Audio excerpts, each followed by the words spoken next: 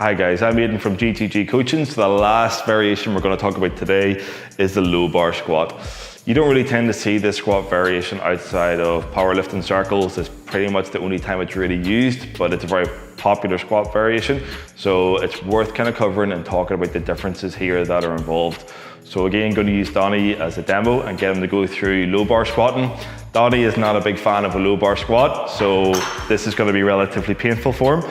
So essentially what we're looking at initially is the setup. So this bar sits lower down the traps, somewhere between, I guess, mid and upper traps to just on top of the rear delt. Okay, so somewhere in between that spot. Sometimes it will roll a lot lower, don't want to put you through pain, and back up again to here.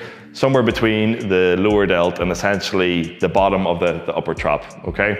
What this does is it puts the bar in a different position than it does in the back squat, okay? So it's lower down the back, so for that person to keep that bar over the mid-foot, which is what's always gonna happen when it comes to any barbell squat variation, is that bar's gotta stay over the mid-foot. It is gonna require Donnie to have a bit more of a forward lean, okay? So if you do a couple of reps for me. Okay, and again, and then one more just to show. What will usually happen when it comes to, you can just rack it if you want to understand, it's probably not the most comfortable.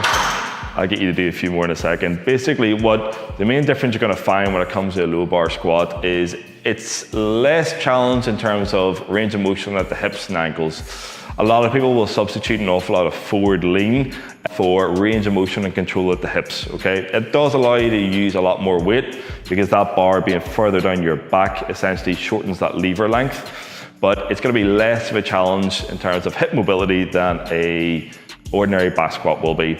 Also, a lot of the times due to that bar placement, it allows people to really sit back into those hips and challenge the range of motion at their ankles, or provide less of a challenge to the range of motion at their ankles. So if you can do just say 2 more reps and just really make it very hip dominant. So if we looked at the front squat as being a bit more knee dominant, the low bar is almost going to be the opposite of this. Most people will tend to sit back first, and you'll hear that cue, okay, back up again, nice, of sit back into the squat.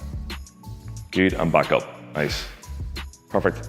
Okay, so when it comes to a barbell back squat, your cue is not going to be to sit back a normal barbell back squat, nor with a front squat. With a low bar squat, that's what you're going to hear an awful lot.